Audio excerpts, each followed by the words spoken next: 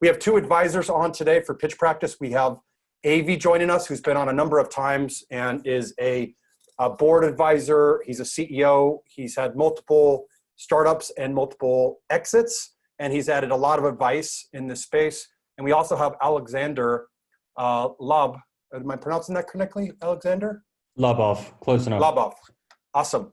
Really grateful to have you on as well. He's also a financial journalist in Hong Kong, and he has years in sales and marketing, and he's been helping a lot of businesses get up and running. And he's got a really wide span from planning, processes, systems, strategy, operations, pricing, and team building. So how it's going to work today is we have companies lined up for the pitch practice. And I just want to make sure you guys are on. We have Igor, is that pronounced correctly? We have Clyde, we have Sabrina, and we have Jesse. So just making sure everybody's on. I'm going to go ahead and start with Clyde. Clyde, you okay to kick things off?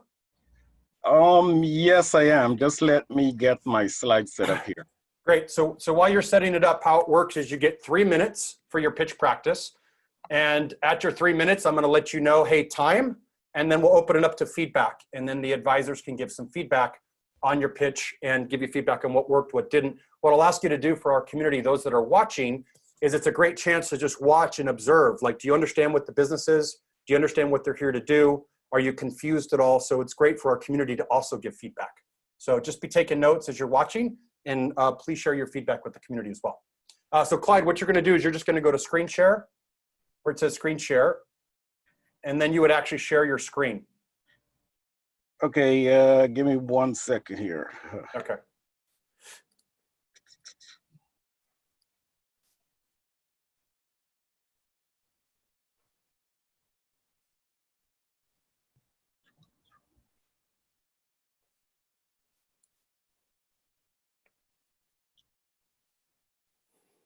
Perfect. Okay.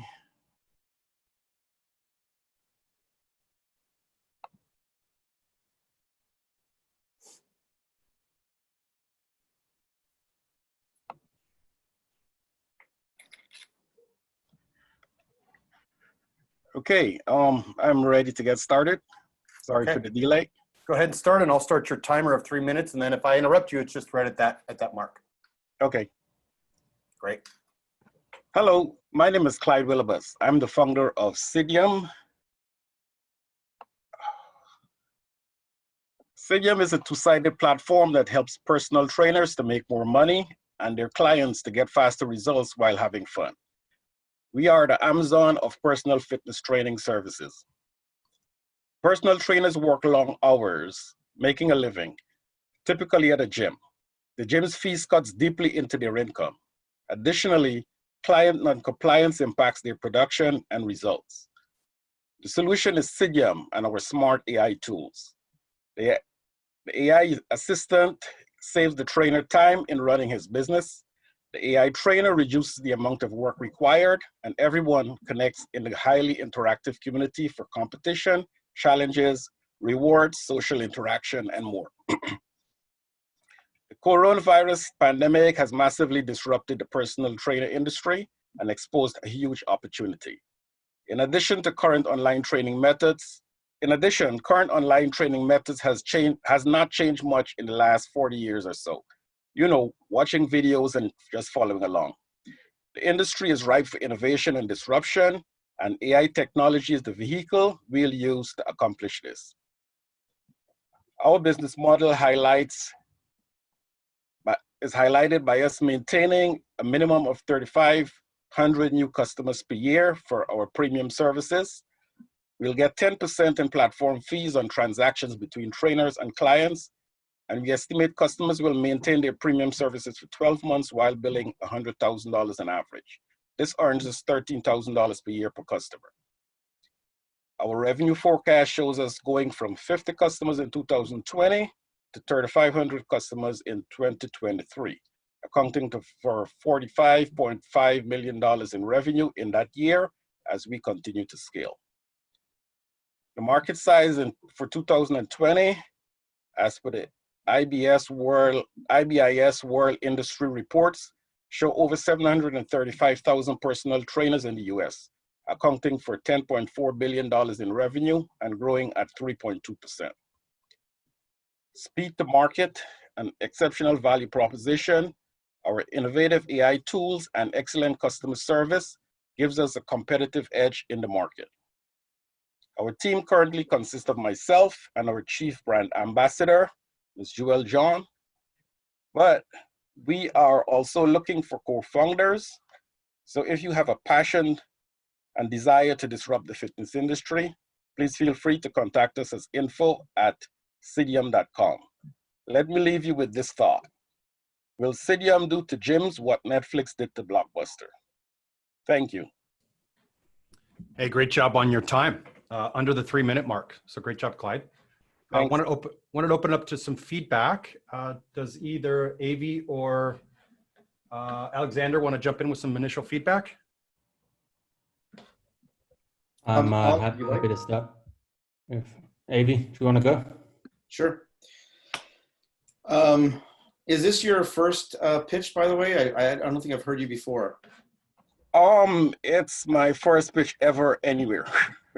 Okay, so on that note, I'll say good pitch, but more to be improved. The delivery of the person, it's really important that when you speak, you know this stuff like the back of your hand. It's kind of like if I were to say to you, hey, the presentation, one of our people didn't come to this. I need you to get on stage and talk about 10 minutes about something. Pick anything, but as long as you're a guru in it and you don't need any notes, whatever that subject is, and you start talking about it, you own that subject, right? Right. You got to speak like that when you're here. You got to know your deck. Now I know, a lot of people are going to say, well, that's all great. I didn't have much time to whatever, but I'm not talking about that. I'm saying when the time comes that you do present, it's got to be fluid. It's got to be comfortable. It's got to be, the stuff inside out. Right. Okay. So and I know I need a lot more practice and that's, yeah, that's why I asked you before I said that. So I'm only saying that to you only because I know you know what I'm saying, but just keep that in mind. It makes a big difference on how you come across. Absolutely. Confidence from the listener. So now, I like the way you clarified what you're doing. I like that message is very clear. So as an investor, I know what you're doing. I know where you're going. I know who your audience is. Makes sense. The message in terms of your revenue model was all good. I didn't see an ask page. Am I right? Was there an ask page of what you're looking for? Yes, at the very end. Yes. Can I see that, please? It should be up. Basically, it's saying that we're seeking co-founders. That's it. You're not looking for money. You're going not at this point. Find founders. I'm sorry. Are you doing a pitch to find founders? Is that what this deck's about? I've adjusted it. I mean, because I'm at the very beginning. I'm at the very beginning, so the pitch at this point, this is mainly for practice, but I intend to adjust this deck to actually start fundraising when I get to that point, which should be shortly. And that, just a comment, Avi, I know in the beginning we've said also sometimes the same pitch you need to do to enroll your team, just as much as to investors. So this might have been his take on how do I actually communicate my business short, quick, to the point, to get in front of either advisors, team members, potential co-founders. Correct. Just as that other, we do train that in our modules, sometimes not just investors, but also this. I understand that. So whatever your thing is, if let's say this is, a practice thing, and I'm suspecting that inside you're saying, shit, it's not exactly saying what I want, but you're practicing. So this last page is kind of like, hey, everybody, I'm looking for co-founders. That's really what the message is. But in the real world, if you're going to go and say, I'm looking for some co-founders, or I'm looking for some teammates, to Josh's point, there should still be some sort of offering. Okay. We are a team that does this. We are planning for that. I mean, sell them. Why should I want to be part of your team? It's the same thing as if you're asking for money, right? Why should I invest in the company? It's the same idea. So there should still be a consideration of ask. If someone were to pitch you and say, Clyde, I'm looking for a co-founder, that's it. I mean, what are you giving me? What are you doing for me, right? How are things been growing? I mean, whatever it is. Okay. Can you go up a page, please? Sure. Okay, so obviously you're really at the beginning. I usually don't, see decks this early, by the way, but you know, we've talked about this before, and I'm probably going to tell you stuff you already know already, but there's not one mentor advisor there, and your team is Correct. definitely weak. So definitely, you want to build that. That will make a huge difference. And just a little advice: when you're doing the pictures, try to make everybody the same. If it's black and white, you're going with, go black and white. If there's circles, go with circles. Just be as consistent as possible and make it as short as possible. And on the bottoms, it's good to show if some of them have like huge, you know, corporate backgrounds. Someone's worked at Microsoft. You can say Microsoft, or some people like the little logo if it, you know, takes less space, but that adds another leverage of credibility. Okay, go up again, please. Okay. Okay, in the competitive advantage, I found this to be a little weak. The competitive advantage is, you know, type of document that I find hits very well from an investor perspective is I'm basically saying to myself, who are your competitors and why? Now I want to know the primary ones that are in the space, and then I want to know the secondary ones, the ones that could pivot easily or could partner with someone else to become a competitor or are competing indirectly, you know, maybe on our proprietary software, for example. So I look at this, and the first thing I don't see is mirror.co. Are you familiar with mirror.co? I am, absolutely. Okay. So mirror.co is going to change how exercise is happening. It's a major disruptor in the space. And if anybody doesn't know who mirror.co is, I'm just going to put it over here for everybody to see, so you'll see what I'm talking about. Just very briefly. Coincidentally, that would be one of my competitors, because it's basic, it's very similar technology, or maybe the same technology that I'm going after. Kind of yes, kind of no. You'll, when you go to the site, you'll see. But so because I don't see it there, and I know the space because I've worked with many companies trying to do this, I don't see an XY grid. I don't see the positioning map. I don't see where you are. I don't see the value proposition. I don't see the USP. You focus on AI, but I'm not seeing enough there to say to me, okay, this is really a standout. This is something I've got to be. It sounds too much of the same old. So if there's more to this, if there are wow factors in here, I want to see it, and I'm not seeing it yet.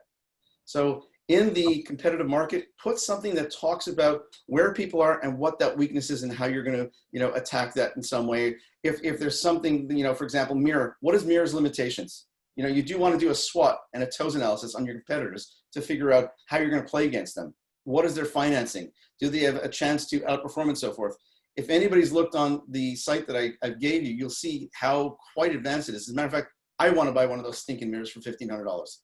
So that's just an idea. I haven't got excited about you. Okay, go back up another slide, please. I hate to be brutal, by the way, but that's fine. That's what I need. Okay, good. So market size. So you've heard of the TAM, SAM, SOM, and all that circle things that tells you the total market, the real market stuff. Yeah. This is not exactly clear.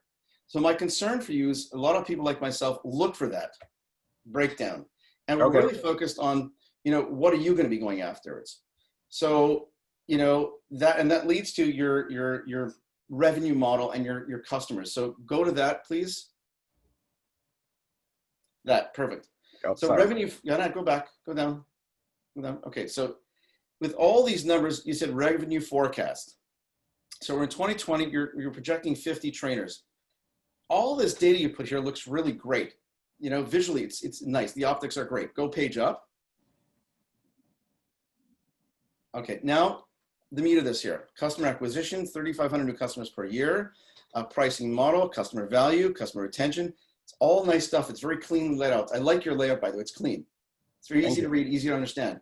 My problem with these two pages is I haven't heard anything that tells me or confirms with me that there's been some sort of due diligence in the marketplace based on our research of X amount of individuals, of whatever form used, that says that we see a problem in the market. You said it earlier on that, for example, trainers work in gyms.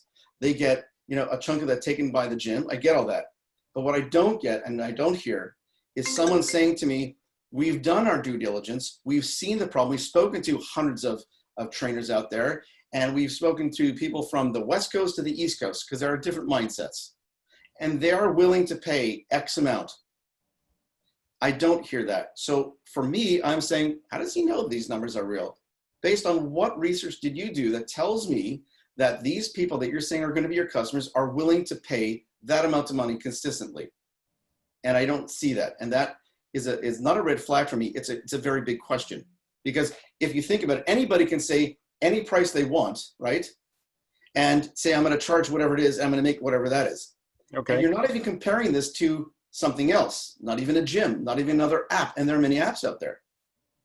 And that's part of that, competitive analysis, that we would talk about. How does it compare in price? How does it compare in features?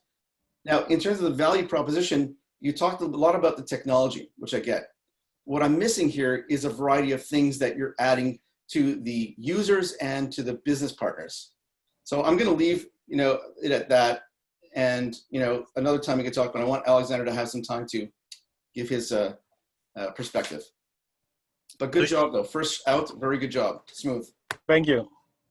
Thanks for the great feedback, Avi. Alexander? Yeah, thanks for that, Avi. Avi definitely covered quite a few of the points that I wanted to cover, which is good. Actually, maybe if you guys don't mind, I just want to do a quick clarification on my background, just so you guys know where I'm coming from. So I used to be a financial journalist a very long time ago, but more relevant to what you guys are trying to do is probably my background in tech. So 2.5 years at Google in Singapore, doing sales and marketing, more than 4 years at Uber in Europe, doing a bunch of stuff from international expansion to regulatory ops and product ops.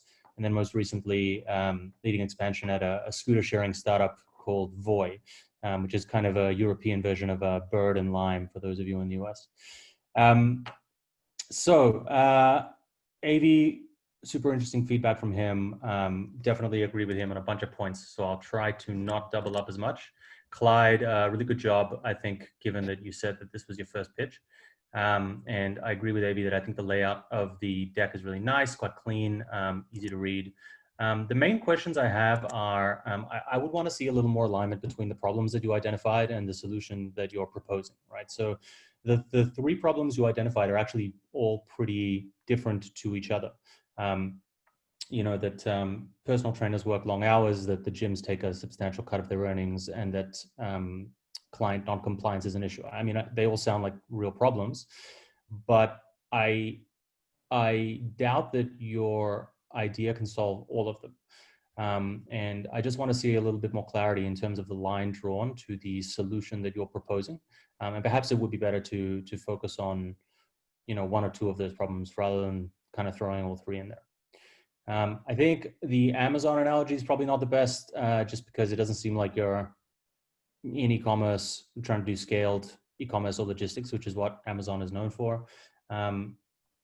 So I think Netflix seems like a better kind of analogy, or, given this is a subscription service or a SaaS service in a way, you could find analogies in those industries as well that are equally well known. I like a lot of the numbers that you presented. It's good that you have an LTV in there. On the acquisition piece, I would like to see like a CAC, like a customer acquisition cost, and just maybe a little bit more detail on your customer acquisition strategy. And definitely agree with Avi that it would be good to see some research just bearing out some of the assumptions you've made around value and around acquisition and how much folks are prepared to pay for this service. Also agree with Avi on the competitive piece. I think it would be really important to see some competitors. I mean, I've heard of Miro myself, but I'm far from an expert in this industry. But yeah, I think for me, the biggest thing is just a lot more clarity on how you intend to solve one or some or all of the problems that you presented at the beginning of the deck. And I think a big part of that comes down to what will this AI actually do, right? So just more information on how the AI will work. And the last thing is similarly to the point Avi made around the team, I think it's definitely important to know what the backgrounds of the team are, what their experiences, and especially from the technical point of view, because this product will be so reliant on the AI that you're building.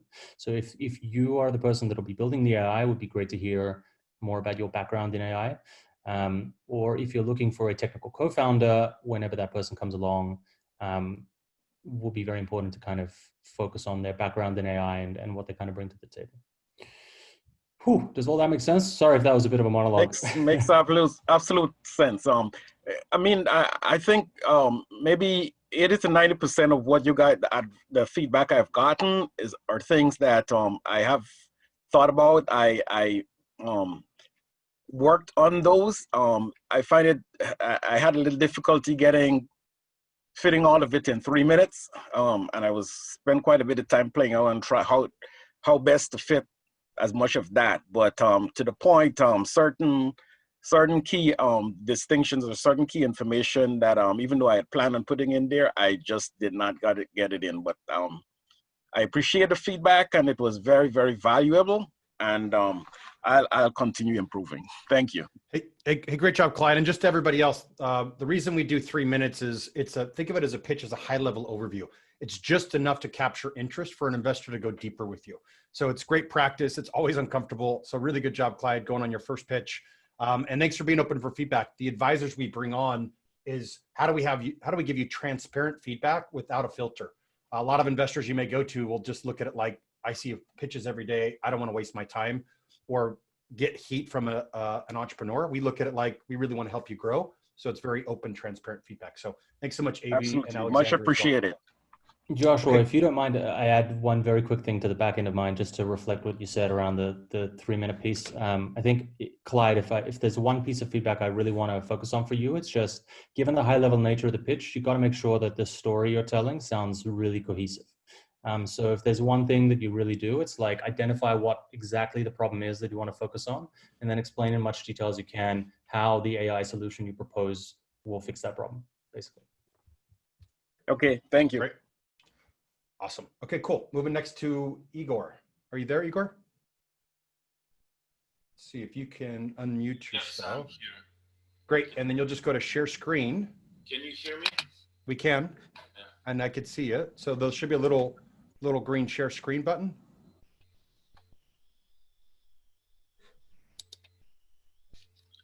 Just a second.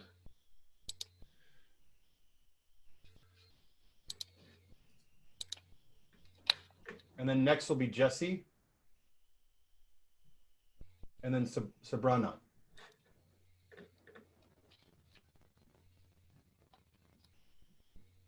Okay, great.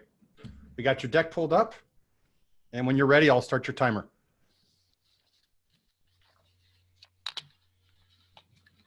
Okay. Sorry, I'm going to be looking at my larger screen, so I apologize if I don't look in my camera. Okay, great.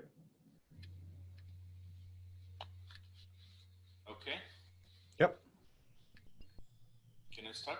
Yep. Go ahead and start, and I'll start the timer as soon as you start. Okay. My name is Igor. I am CEO of the Hipstar LLC. I came from the telecommunication industry. I was responsible for the developing business in Europe. So I travel like crazy every day, every month, and covering my territory in 22 countries. So that's where my idea of the Hipstar was born. So we established the company Hipstar LLC in 2018. And now we are developing the new type of travel gear, collapsible, hands-free, a car for all terrains. It also can be used as a backpack or a bike trailer. So Hipstar will redefine the way people carry their stuff on the go. It is designed to handle tough terrain and reduce carrying weight by over 90% while hiking and traveling.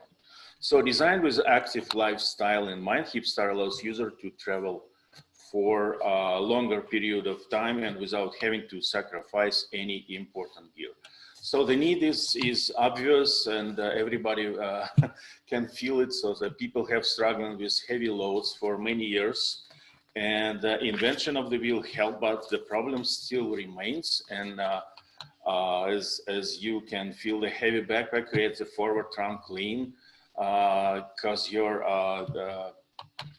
posture, and it creates a neck and shoulder pain, and even the 10 pounds with a long day of the travel, it feels heavy no matter what you are carrying in that. So solution is not as simple, but we found a way. So you can see on this slide, solution is the car can be fully balanced and adjusted according to your size and height and weight. So where the product line will contained the 3 different versions: light, medium, and heavy duty. Heavy duty mainly for the search and rescue teams for military tactical use. Medium and lights for the outdoors activities, and light is for the city and urban tourism. Intellectual property, we have US patent, Ukrainian patent, and trademarks registered in Australia, China, and the US, of course. And we are having the pending trademarks in European Union and Japan. So traction is we widely presented in social media. So right now we have more than 2,000 subscribers who are interested in the product. We have more than 50 early adopters in 15 different countries. So they are eager to start reviewing and testing our product in different climate zones, and to be our ambassadors to promote, test, and PR our unique, I believe, product. And you're at time. Oh, market size, target market in euros, competition, capital requirement, revenue summary, team. I'm sorry.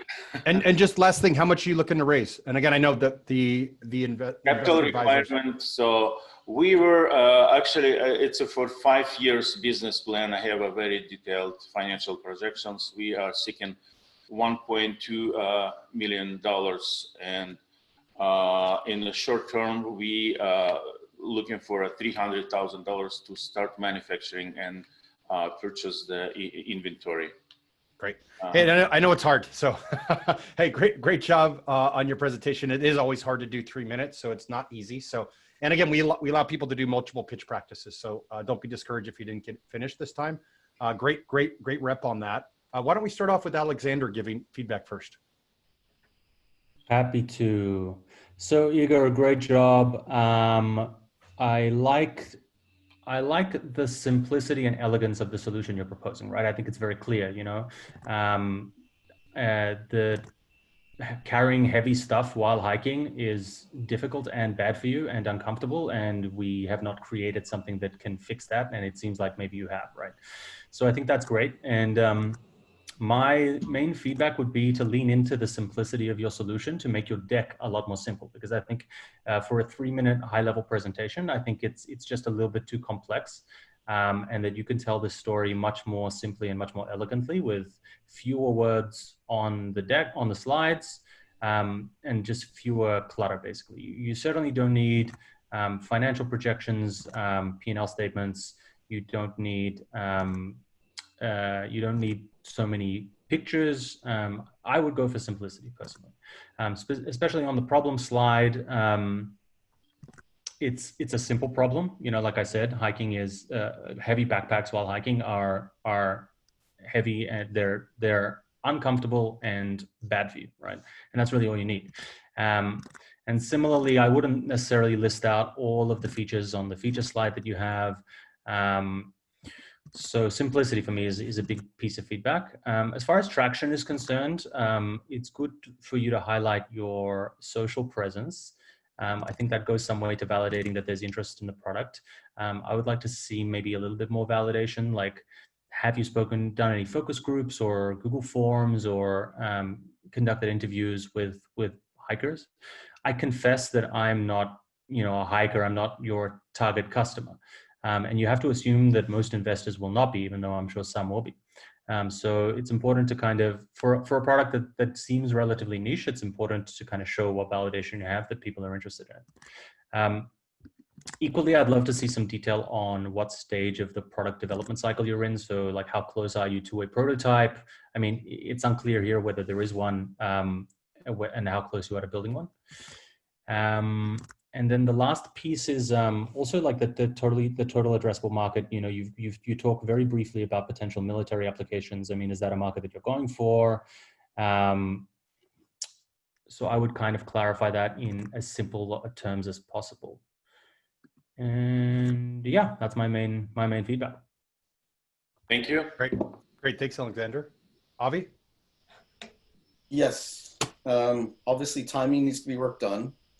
To extend what Alex covered, I don't want to repeat what he said because I'm in agreement with whatever he's covered already, so I won't be redundant. But in terms of one area, in terms of the deck itself, way too much information on the whole. It's not as clear as it could be. This is something that, and I don't mean to offend you, but I see a lot of people whose first language is not English. They have a tendency to put a little too much on decks. Now, maybe that's just a tendency that I've found. You know, maybe after a couple thousand people, maybe my brain is wrong. But even though people who don't have their first language is English, people generally put too much on a deck. And, you know, you got to go by succinct and less is best. So even with pictures, there's a shitload of pictures on this page alone. 1, 2, 3, 4 times 1, 2, 3, 4. You got 16 boxes. And that then segues into the following. You talked about your problem, and you know what I'm missing with the problem is that you said two different types of problems. In the beginning, you said the problem is about the bag being durable and being able to maneuver itself. Then you talked about back problems. And back problems, I've worked on products that address back problems in different types of product industries, by the way. So if you're looking at back problems, it's a different distribution, a different type of certification, a different type of market and sales approach, number one. Number two, if you're talking about market segmentation and you seem to emphasize at the beginning backpackers and travelers, I don't see a market segmentation of specifically backpackers and travelers in general. So, and there's no, again, as in Clyde's scenario, I don't see due diligence on this area. I don't see, you know, any research that says we've done the research in these categories that, and the data shows us blank, blank, blank. So there's that. I mean, overall, when I look at the product, and a lot of people in the VC world, you know, we're into golf, sadly. And a lot of people that are into golf have these golf, you know, carts that we put our bags on, and yours looks like a glorified golf cart. No, not trying to be brutal to you, but it looks like that. And I'd say it's that actually the load agnostic. You can put Yes. anything in a golf cart or backpack. No, just follow the thought. It's not about that. And what I'm concerned for you about this is this, and this touches on what Alex was saying. If you have someone who's a VC person, their patience is thin. They want you to get to the point. They want to get excited quickly. They want to understand why I need this product, why it's going to sell. You know, they want to get, in a sense, the use case. They want to get it, right? When they see that, at that point when you show the visual, okay, not the drawing, but the actual image of it, let's say, they're going to think that, for sure, at least half of them will who golf. And my concern is these guys are going to say, it's like a glorified golf cart. So there's two things that I'd like to see. I'd like to see more of a specification to touch a little bit on what Alex says.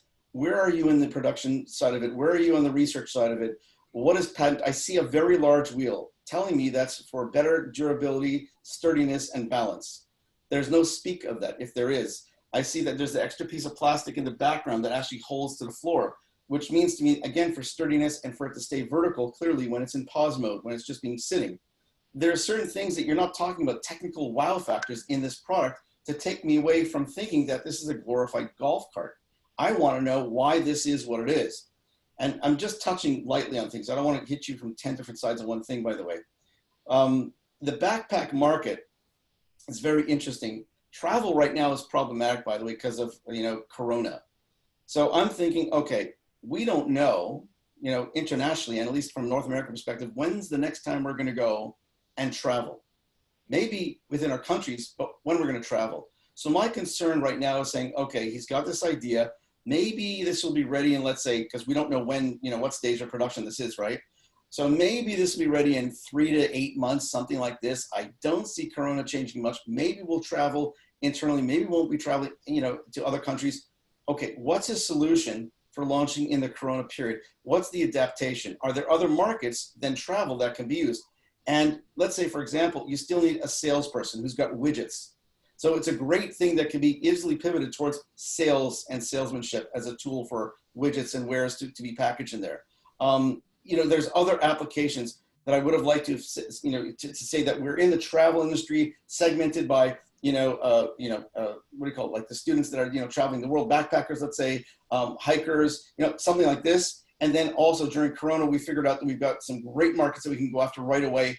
And, we believe the product will be in at X amount of time, which we'll be able to do a soft launch. And, by this point, we'll be able to sell it into that market. And when the time comes where markets will open for travel, we'll be able to expand that, something like this. So I can say, okay, he's going to answer for Corona, right? And since we're expecting multiple waves potentially, and that should be here for a long time, I want to know how you're going to sustain yourself during that period. Because this has been clearly positioned as moving, traveling, which is a weakness in Corona, right? Okay. One of the things that I don't see here, which I think you should get, is somebody who has experience in baggage industry, someone who's worked at Samsonite, for example, or any of these types of companies who understands that. Now, you went through your deck quickly at the end because you didn't have time. So I don't know if you actually do have somebody, but I would highly recommend that you work with somebody who has been working in this field, whether they're in sales, marketing, distribution, production, manufacturing, for a company, for an agency that sells it. Get somebody who understands this industry specific. I think it's going to help you immensely and give massive credibility, because when you talk about your sales and marketing strategy, they're going to say, okay, who's heading that up? Who's heading which market? That's the first thing I'd be talking about right away, because I want to know how you're getting it out. Yeah. Did you say you have patents or just trademarks? Patent. Patents and trademarks. Okay, fine. That's good. All right. In the competition spreadsheet, I want you to look at this. Imagine this is a deck, and imagine I have, less than about a minute approximately to look at this page. And you've done a very classic thing, and everybody, including myself, has done this. We're breaking down analytically, overly analyzing how many unique features and benefits the product has. And then we're comparing it to multiple competitors.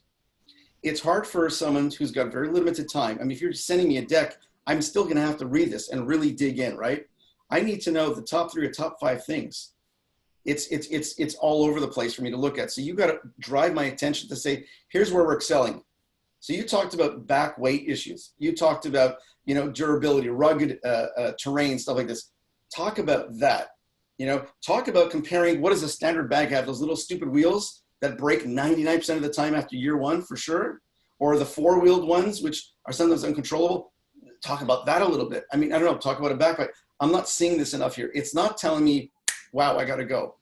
So I'm just trying to play all the time devil's advocate. What can someone pick on? But I do think on the positive side, your presentation's nice. You definitely got to practice a little more to get that speed, the timing, the smoothness out, which you'll nail. Obviously, your technology, your product.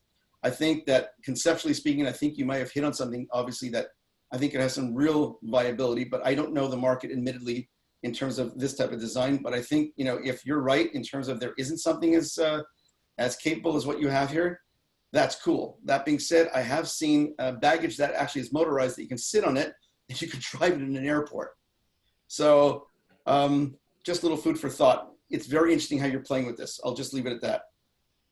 And thanks both Avi and Alexander. And I'll just say, Igor, hey, this is really common. What a lot of founders do is we get in, we have a great idea or concept, and we see all the use cases. And that's high level. What I'm seeing is you're kind of saying, here's all the applications, and it gets confusing to an investor. So I think the point that you're at is, what's the clear go-to-market plan that is like, this use case is flushed out.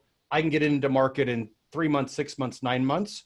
And then second phase, third phase, fourth phase, we roll out to these other ones. Because right now it gets so confusing, investors, it makes it appear that you are just looking at, this goes to all these places. Yeah. And in that case, it would be a licensing potential agreement as a business model versus launching this in the market. So again, you might look at it as a licensing model. That's totally different. So just think of, how do I go to market and how do I actually get it out there?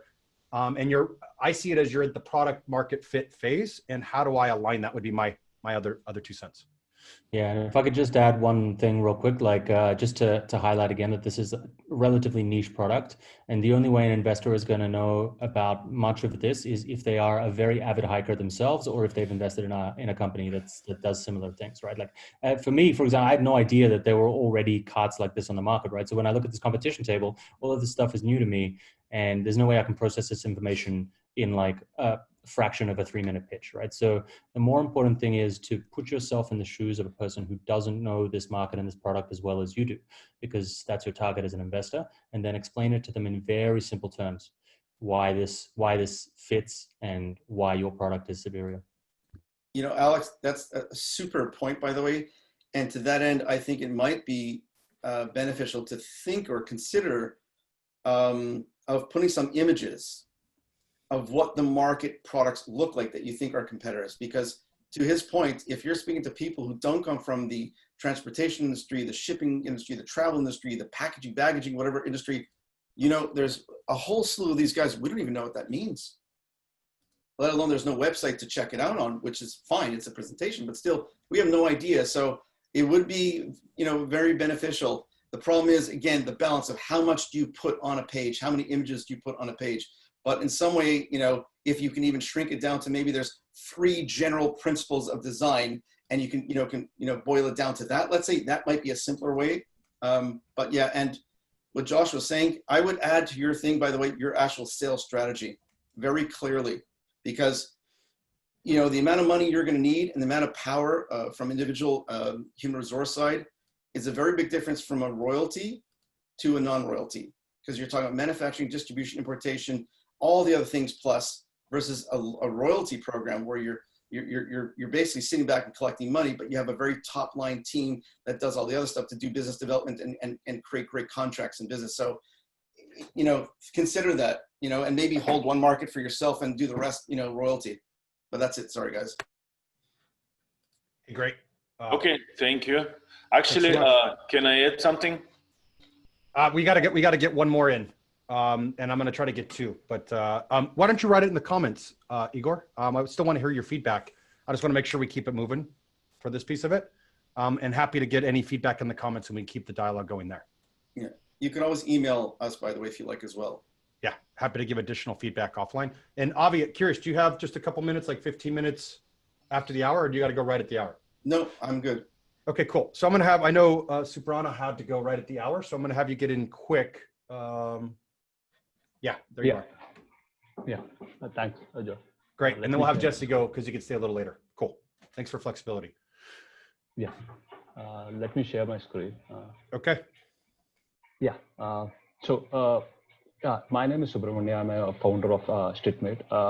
So StreetMate is basically an boutique shop aggregator. So the features these are some of the features we provide an app and website. The shop owners can track all of their expenditure and sales. The customers can get automatic measurement by just uploading a image. Also, the customer can opt in for a personalized stylist services by just answering a few questionnaires. So the problem we are trying to solve is, especially in India, it's a very unorganized boutique shop, and also the quality and the designers and concern when it comes to local boutique shops. There is also a problem of right fit and because according to one particular survey, nearly 25% of the product has been returned due to not having a proper fit. The solution we are providing is basically we are saving time by notifying the customers. Also, we are providing the top rated boutique shop. That way we are maintaining the high quality services. Since we have the measurement of all our customers, we are able to solve that particular problem as well. So this is one of the example where the stylist services are. The above one are the questionnaires where the customers can fill in. The below one are the AI generated image. All this information will be given to a personal stylist. Based on this, the personal stylist will help the customers to get their final product. So our business model is we take 10 to 15% commission on each transaction. We also provide a personal stylist service. Also, boutique shop owner can advertise in our app. We do sell digital and physical product to our boutique shop. So when it comes to market size, especially in India, we have more than 350 million. We are concentrated only on females market. And when it comes to boutique shop, we have 15,000 plus. And if you consider 15% of the market share, it will be 20K. And market capture, if we, let's say, I've taken 3 averages, 15,000, 30,000 and 60,000. Let's say if I take 20% of 20K of 10%, this is what we are showing. What will be the 20K of 10%, and of all this average, what will be the revenue is what I'm showing it here, like 4.5 million, 9 million, 18 million of 10%, so on and so forth. So similar to customers, let's say 100, 500, based on, again, same average, what will be our revenue. So there are few competitors as well, like Tech Tailor, Your Tailor. Stitch Fix is not in India, but it's in US. We are using one of the component of Stitch Fix, like personalized stylist. There is also a great and that's time. Yeah, that's it. We are here. The app is already launched, and thank you. Awesome. Okay, great. Why don't we start with Alexander? And thanks, you did it. That we just almost had 3 minutes to finish it. Yeah, thank you. Sorry to jump in first again, Avi. I've just got a hard stop at the hour, so I'll try to get my feedback in real quick. Subramanya, thank you for that. I like the formatting of your deck. My main feedback is just on clarity. I just think you need a lot more clarity on what exactly the problem is and who you're actually pitching this to, and then what kind of validation you've done to determine that your target customer will pay for this. I found it difficult to draw the link between the problems that you identified in terms of boutiques being disorganized, because it then rapidly went into what seemed like an AI that helps customers choose the right clothes. So I'm not sure what the kind of link is. Like, are you pitching this to customers or to businesses? There is two phases. Like I said, we are also a boutique shop aggregator, as well as we sell personalized stylist services. Okay. So to me, they seem like two very, very different businesses, right? So I would want to see a breakdown within your deck on how those two businesses actually function within the umbrella of what you're trying to raise investment for. And that basically applies to all the metrics, right? So they have different addressable markets, they'll have different acquisition strategies, they'll have different long-term values, and you have different value propositions for both of them, essentially, right? So that breakdown needs to be a lot more clear. Also, it would be good if you defined what you meant by a boutique. I mean, it might seem self-explanatory, but it can mean a lot of different things to different people. Is it a small shop that sells only clothes? Is it a multi-brand retailer? Is it a shop that both creates its own clothes and sells them, or one that sources them from other places? I was a little confused as to why your addressable market was only women. I think that a lot of men also have to buy clothes and shop in boutiques. And yeah, it would just be good to see a little bit more basic information about the industry as you perceive it and where this kind of fits in. That would be the main feedback from me. Yeah, sure. Thanks, Alexa. Thanks, Especially one point, especially in India, the boutique shop is the people who come get stitched and go back. They don't sell. Most of them don't sell any other fabric or those things. So Great. And then if you just go up to the front a little bit, towards the very beginning on your deck.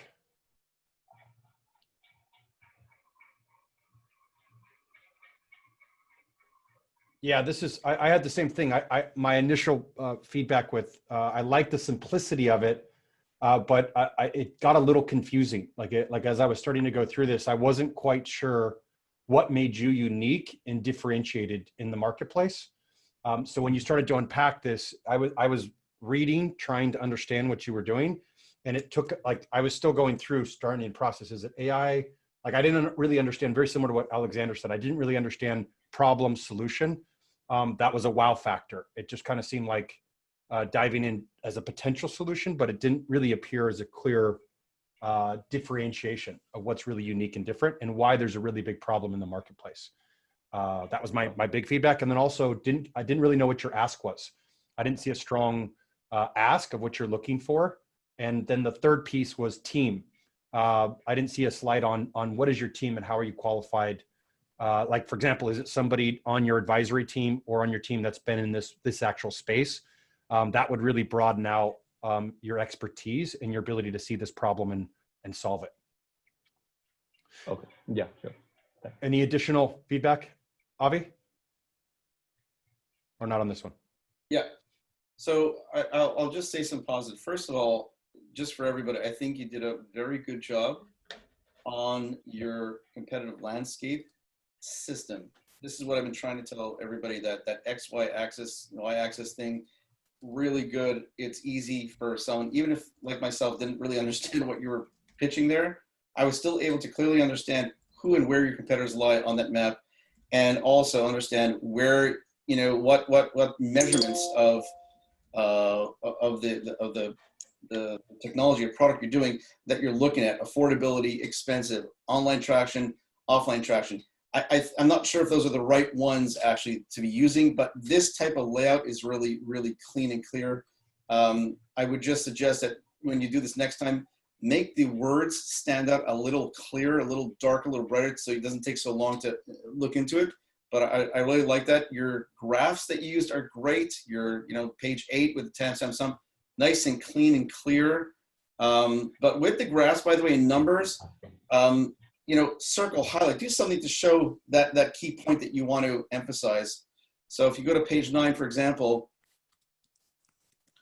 so just mark something that you want to capture the audience's eye in. So if you're trying to say, for example, you know, at the top point, you know, it's 171, do some sort of circular, some highlight, say, this is where we're going, or this is what's like something, because I honestly, I lost you in a good portion of this, in this deck. At the beginning, I really didn't understand what you're trying to do. And if you go to that first page, I'll explain to you why. And just to let you know, I've been working with clients from India for the past 20 years, and I'm very comfortable with the Indian accent. So it's not the accent that I have a problem with. I just couldn't make out what exactly you're trying to do. And I looked at the page, there's a lot on here. If you're talking about a solution, first of all, I don't know if you're a one-stop solution to boutique shop. Why? There's so many problems that boutique shops have. Why are you the one-stop? I mean, don't tell me this is their only thing, right? So I would, you know, start off with the simple thing: problem, solution, very simple. And then when you're talking about what features or what things you're bringing to the market that's going to, you know, help someone, think of it like bottom line, a very measurable, clear statement. So for example, if you look at the third point, you say using AI. Who gives a shit what you're using, quite frankly? I just want to know what you're going to do for me, right? So instead of customer can get, obviously it's for the customer, automatic upload full-length images, which I personally don't find to be such a huge thing, you know, in a sense. And maybe images are a huge thing, but the way you're stating it, it doesn't really make me go, wow. And I don't know why it should, by the way. Remember what Alex said earlier, which we should all remember, is that don't assume that the person that's going to read this understands your industry or has an experience or background in it. You kind of got to think the person's in grade 6, or some people say of a 6-year-old. Either way, make it so that I don't have to think very much. That's the point, that I can get it right away. I didn't get this right away. And from this page, I was lost. I swear to you, I was lost. I didn't know what you were doing. And I really wanted to grab it. And the problem is that even throughout the deck, you know, sometimes like in a movie, you can get into it in the middle. I couldn't find a way to get into your deck in the middle because I really couldn't figure out where I'm starting from. So I think you really have to nail your starting point. Think of it like golf. You have the, you know, the tee, you put the ball in, then you have the hole with the flag. Your starting point, it's not there. I don't know where I'm going. I don't know what I'm going, and I can't, you know, put it into perspective. So next time when you speak, try to get something. We solve one of the key problems in retail, specifically boutique shops. Now, there's a differentiation factor from retail clothing to boutique clothing. What is that? I'm not in retail clothing. I don't know what the differentiating factor is. So why are you specifically saying boutique shop? What is the difference between a boutique shop and a regular one? Again, if you're going for people who are investing from outside of India or are not in the Indian culture, if there's a differentiating factor, you did say in India, you said in India, blah, blah, blah. Let's make sure we say that in India, okay? And you should know what it's different like in other countries, in North America or Western cultures, you know, as opposed to the UK, Europe, or North America, it's this, but in India, it's that. So now we have a, oh, I see what he's talking about. Yeah, I can contrast it, I can make sense of it, right? And then when you come into these features, I don't find these things really hit me off the head and say, oh crap, I need that. It's like, think of it like a point of sale system. We have a point of sale system versus a regular cash register, right? Instead of telling them all the complicated technology and tell them bottom line, it will manage your inventory for you automatically. Oh, that's amazing, right? I get that right away. So something as simple and as clear as that. I think I'll leave it at that based on what I understood from the concept. Hey, great feedback, Avi. And what I'll also say, Steve Lehman is also on these calls quite a bit, and he's invested in 50 companies. And he constantly says you got 30 seconds with him. So to Avi's point, in these first couple of slides, you got 30 seconds for somebody there, or they're gone. So those first 30 seconds, they have to understand who you are, what you do, and it has to make sense. So we call it LCD, lowest common denominator, is the language we use of how to make it for a 6-year-old. So great work getting in here. And also, if anybody else has additional feedback, please post it in the comments. And I'm going to move next to Jesse. Can you hear me okay, Jesse? Yes, I'm loading my screen up now. Awesome. And we're all posting also, a lot of people have messaged me privately. If you want additional feedback, Kasha's going to post the accelerator, and we do calls weekly, or we also have any of the advisors on. Avi's on, Alexander's on, a number of other advisors to get individual one-on-one feedback. So, okay. Okay. Hi, I'm Jesse Taylor, founder and CEO of KidLink. Before I get started, I want to give you the inspiration behind KidLink. About a year ago, I moved from Detroit to Dallas.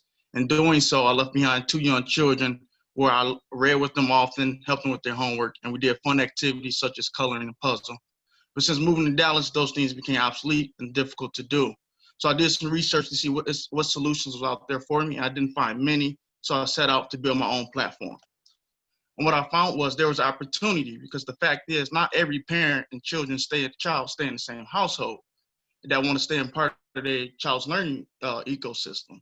And when parents do find something, they are using inefficient solutions.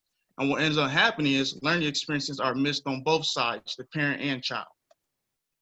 Our solution is a mobile app that allows parents and children to read and learn together via video call. We offer curated library of children ebooks. We have an option to upload homework to collaborate on, and a creative zone to have fun and play games.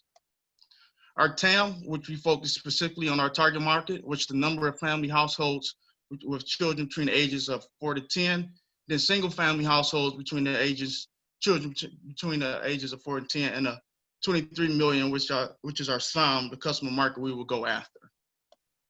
Our go-to-market strategy is our customer referral, word of mouth, partnership. We have a host of other things, but these 3 will help us drive traction. A customer referral, we're thinking about if a customer refers somebody, they get a free month free. Here's our competitors. I would like to highlight the first 2, Caribou and Together app. Caribou has been the market leader or first to market to offer such solution like this. However, their solution did not fit my need. I wanted to really stay engaged in my child's learning ecosystem. Here's a couple of screenshots of our app, which the Android should be out in the next 5 days, and iOS in the next 15. Our competitive advantage is all-in-one platform for parents and kids to work together. What you can do at the dinner table with your child, you should be able to do in our platform. We have a seamless and intuitive user experience, and we will be rewarding children for hitting certain milestones.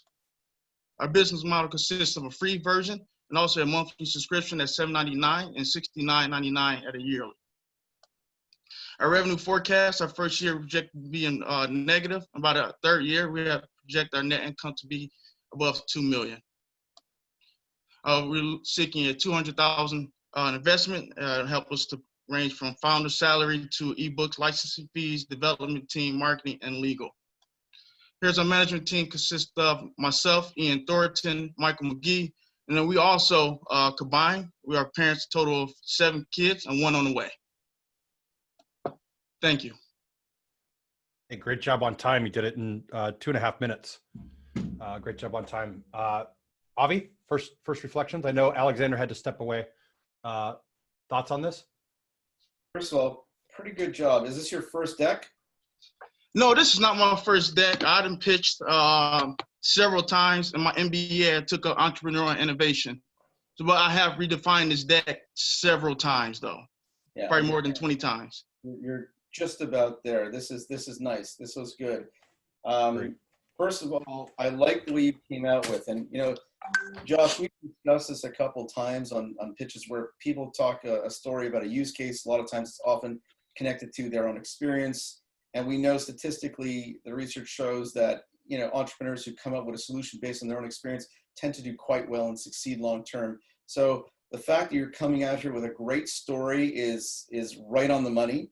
As a matter of fact, I think Igor left, but in his story, it would have been cool for him with his, golf thing there, the baggage thing, if he had some sort of story to talk about his thing a little bit. But yeah, I liked the way he did that. The only thing on that beginning, I would just tighten it up, smooth it up, enunciate a little better. You slurred a little bit of your words. And I think it's because you were trying to read and get through quickly. But with practice, I think you're going to nail it clearly. So great story, good momentum, just a little more clarity on that. So on this page, it says, we are fundraising. Can you explain to me why that's there and what it's supposed to serve? I used the template from the co-founders pitch deck, and I did not change it. I just left it as is. So what are you expecting a person to think when they have that in front there? That we're looking to raise capital. Okay. Do you think putting that there is going to add value to it, just out of curiosity? Probably not the best spot to put it. Right. So, I mean, I'll just speak my mind. I would never put that. I've never seen a deck that ever does that, because if you're saying to an investor, oh shit, they want fundraising. I thought they wanted monkeys. I didn't know that. I mean, it's an automatic. It's an obvious. And put what you need to put there. Don't put things you don't need. Everything you put on the plate should have a purpose. The let's talk. Again, first page. I've never seen it before done. Does it hurt? No, but I think it takes away. I think those two lines can go. And I think we put a tagline of some sort that says, we are the hub for kids and whatever you want to call it. I mean, that's the place to drive home what you are, not how to contact me. At the end, when you spin their head enough and you say, by the way, if you want to reach out, here's our website. And I wouldn't even say my email, because no one's going to think of their email. You should be driving to your website, not your email. So they can further, get more experience on what your model and your business is and so forth, assuming you have a website. And if you don't, make at least a landing page that at least explains something and to be coming soon type of thing, but have something there.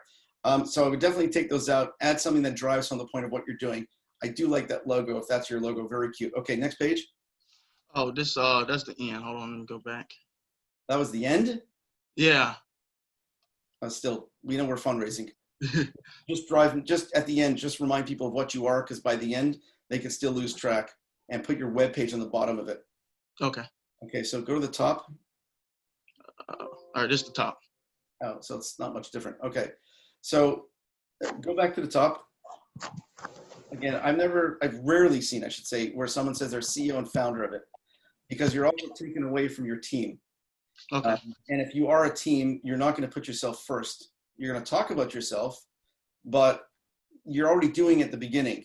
So when you're introducing yourself, I'm Jesse Taylor. I have a background of this and education of that. And, just so you know, perspective, why I did this, it's once again, a situation that I went through and found a great solution for the following problem. And here's my story, bang. So that's type of lead. Take out the let's talk. Again, put in the tagline at the beginning, what you're all about, drive it home, end it, and start it that way. Let's go to the next page. Opportunity parents stay at home. Parents and children. Okay, so you're talking about staying at home, inefficient solutions, and learning experience are miss on the parents. What does that mean? Learning experiences are miss. So, like I can just give my example of me experiencing the problem. Like my daughter, who was just going to first grade, right? So she started reading these books and doing certain type of homeworks. I wasn't able to help her, right? Those tasks just became responsibility of her mom. But I wanted to be a part of that. But right now, there was no solution. So those experiences where I'm helping and collaborating with my daughter reading, helping her with homework are missed because there aren't a solution out there for it. Okay, so grammatically speaking, I don't believe that's the best way to present that statement. Okay. It's, I think, grammatically incorrect to say learning experiences are miss on the parent and child side. It definitely restructure that. I'm not going to give you a lesson on that, but it's not hitting home. And even if you're saying that, I'm not sure what you mean by those experiences, and I'm relying 100% on what you're going to tell me. So I would suggest that you just put something here that talks about very clearly that if I don't hear you, I understand what that means without that. So try to find a pointed statement on that.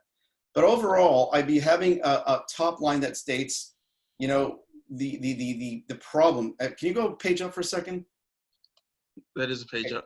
Go down. All right. Go down again. Okay, so go up. Okay, not the solution, not the opportunity. This is the problem. Okay. Okay, and it's misleading because subconsciously what's happening is the opportunity, I'm thinking about how we're gonna make money. You know, when you go to an investor, you say, I've got an opportunity to you, right? What does that mean? Money. I don't say, hey, I've got an opportunity. I'm gonna say, I have a problem that I have a solution for. Okay. And there's the opportunity, okay? So just to clarify that. I mean, these aren't big things what we're talking about. You really got, you know, most of the meat on the bone here, which is great. But in the problem, I want to see something on the top that basically sums up these three things very clearly. And I think you need to think of it like a Venn diagram where everything collides into one common issue. What is that common issue? And I haven't picked it up because I haven't got enough time and bandwidth right now to figure out what it is, but my gut tells me that there is a common issue here that you can state in one simple, quick blurb that basically will break out into these three things. And the solution on the next page explains, we have that solution, and go to the next page. So in the solution, I want a top line statement that says, we are the hub. We are the epicenter. Tell me something that you are the place where people are gonna go for, okay? And what are you gonna do? You're gonna bring families together. You're gonna increase this, you know, kids can get better grades. You know, a long time ago, I was looking at a model where there should be a peer-to-peer tutoring network where, you know, people can go out and reach out to share, you know, homework. Instead of doing homework in the library, you can connect online and do homework together and create groups. So grade 5 English, you know, USA, everybody can, you know, drop into that group and they can do homework virtually as a team.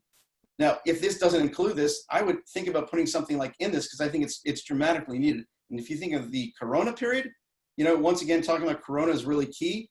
If you talk about this, kids aren't able to do homework that well. It's not the same thing. This will solve this issue, not just for Corona, which is so timely, but also if a kid is sick, if the kid is absent, you know, so we have a solution that allows kids to have that peer-to-peer support. And we also include a portion where if a teacher or teachers want to come in and help and contribute to it, there's a portion or let's say an entryway for them to participate in this, or for them to throw in, you know, certain, you know, how would you call it, exercises and so forth. If they, you know, in the group, they can participate in that, in other words, you know what I mean? Mm-hmm. So I think you can do a little more here. I think you have a lot of opportunity in this, and I do like your concept, by the way. Next page. Market size, yeah, that's okay. Well, I'll tell you one thing that just popped in my head. I was like 23 million. It seems small. The US's population, I'm Canadian, by the way. So the US population is what, 330 million people, I think? Mm-hmm. All right, so I'm just thinking of 330 million people. This is 23 million homes. Is that right, or single customers? No, so what I did was I went to the census, I forgot, oh, it's right here. And I just used the number of single family households and times that by our price for the app. So okay. The single family households, it was about, I have to go back and find it. I have it in my notes. And I can email you, we can chat offline. Okay, so here's the thing. The first thing that I see is not a single family household. The measurement of your customer is a household. That represents a customer, right? Mm-hmm. You're not identifying a male or female, obviously not the children. So you're saying it could be either male or female. That is a bit of a problem, by the way, in terms of how you're going to be communicating in your communication strategy. When you define a customer, you want to literally define a customer. In the ad agency industry and the marketing industry, what we literally do is we create an actual persona of who our ideal client is, right down to if they are wearing a beard or if they're not wearing makeup, like literally. So you want to really identify who your customer is. One of the things that does, especially when you're speaking to an investor, is it lets them know that there's less likelihood that you're going to waste money trying to communicate with that customer, number one. But number two, it also tells us that you really do know who your customer is. You understand them. Now, the interesting thing about you guys is you guys remind me of Daddy Daycare. Murphy a bit, you know, when you smile. But because, you know, you guys are three dads here. You all have kids. Oh my God, I sound like my Texas clients, y'all. Anyway, so I'm based in Texas. There you go. I had too many people in Texas today. Anyway, so what I'm saying is that this is a page of relatability. You can insert a little something here that says, you know, men and women have a similar problem. Single parents or dual parents, same sex, not sex, it doesn't matter. Parents are parents fundamentally, they're the same issues. So if we can solidify that point, parents are parents, and therefore it doesn't matter. What we're really looking for are parents. There's a greater need for single parents because, of course, they have less tentacles. They may not have a support system. So you might even want to say, we really want to target, our primary target could be single parents, right? Because they need the most help, right? Instead of the TV, instead of a video game, this could be that great place to go, right? So a second thing is, if the parents that have the most problems with, and I hate to say this, but guys are such buffoons in many ways when it comes to parenting compared to girls, we need generally a little more help, especially if it's a girl and not a guy. Sometimes men aren't as connected to that. But we can argue that there's probably more men that need help with the parenting than the women do. So maybe we want to say the biggest opportunity is the men. The biggest challenge is communicating with the men for whatever reason. Could be ego, could be self-esteem, what the hell it could be. But in terms of the need, the men are the highest need. We can say to reach, the women are the most likely to go and seek help, right? So your research, once again, would dictate which of these hypotheses are true. And therefore, when you're saying your market size and your actual customer, it would be much better if you can take this, shrink this page a little to the side, have these circles go in a little bit, so they're kind of overlapping to there, move that to the right side, and the left side, define your customer clearly. Single family, divorce, whatever it is, and break it down. So we know exactly who you're going after as a measurement by home. And so we could actually have 2 homes, by the way. We did a survey of about 150 people, and we do have our customer persona. Excellent. And it came out to an entrepreneur parent. Entrepreneur parent. Let me ask you a stupid question. When you did this questionnaire, were you in the same area code when you did it? No. Were you in the same social stratosphere when you did it? Yes. That's a problem. That's not a random sample. Okay. So your testing is not really valid then. It's kind of like saying if I asked all my Jewish friends that live a block and a half radius to my house, that all go to the temple, what they think of God. You see where the bias is going to be? Yes. If I ask the same people in New York City, it's going to be completely different as it would be in Israel, right? So we've got, if you're going to do stuff like that, don't let it be such a heuristic type of a measurement. Let it be something more random, more widespread from different parts of the country, from different races, backgrounds, and so forth. So it's consistent. The number 100, 150 is not bad. I always prefer 1,000, but 100 is not bad if you can get a statistician to work with you and create something like that or create a research thing. They're not expensive to do these things. There's a lot of on-site services that can do research for you at a very cost-efficient method to find this out, because I think, like I said to you, I think you really got something great here. It'd behoove you, if you have the seed capital, to be able to do that. Go next page. Yeah, that's great. Next page. Yeah. Okay, here's a lot of players here. What stands out, it's a lot more too. It's a lot more. So this is the problem. You put Caribou, which is huge, and you put Google on there, and you put WhatsApp. Those are huge. As an investor, I'm saying, oh, first of all, you think you are, a competitor with Google, then I see you only have 1 check mark. But this is just video calling. Are you a video calling site or no? Not site, no. So why are they a competitor of yours in there? Because when I pitched before, and they told me that since Google has Google Hangout and WhatsApp and Zoom have video calls, they need to be included too. No, I don't think so, and I'll tell you why. Because if you told me from the beginning what your site and what your business is all about, you did not once say to me that we have a unique proprietary system for video calling in there, which will make us advance ourselves beyond any other whatever. You said to me that you are a company that specializes in basically helping families, essentially, at the end of the day, right? Mm-hmm. Through a specific portal that provides all these great value-added services, right? Correct. The video calling is just a technological piece of the pie. It is not the purpose of the pie. Okay. Anybody and their mother can integrate a video technology into their app or anything like this, and you would not say any video app and therefore is a competitor. And yes, theoretically, Google, like Facebook or any of the giants, can pivot in a second, buy out a company, or make their own thing to compete with you. Everybody knows that. So I'm not so worried about that. But you doing that tells me that you may not really understand who your real competitors are. Okay. So if I were you, I would rethink who your real competitors are. Together App seems to have a lot of check marks. Speakaboos, there's only 2. Epic, there's only 1. I don't know who the hell Epic is, by the way. But again, another e-learning platform. It has over 35,000 ebooks, materials for teachers, and give quizzes and things like that. Okay. So is your thing an e-learning place? Is it a place of learning, or is there other stuff? No, it's basically the interaction is where parents and kids can learn together. Can we call this a playground, a virtual playground? Like mind, if you will, for socialization? Yes. Okay. So if you're that, how does that compete with you? It's, again, it's an element. It's a piece, it's a slither, right? You're not trying to be a slither. You're trying to be an epicenter. Remember I said you're the hub, right? Be the hub. Okay. Those guys are not the hub. You're a hub. Who out there are competing as a hub? The two I found were just Together and Caribou. Those are your competitors. The other ones I don't see as primary competitors at all. Again, these guys can pivot. So in your presentation, you'd say, our primary competitors are blank, blank, because blank, blank. Other companies we recognize can pivot on a dime. WhatsApp, Google.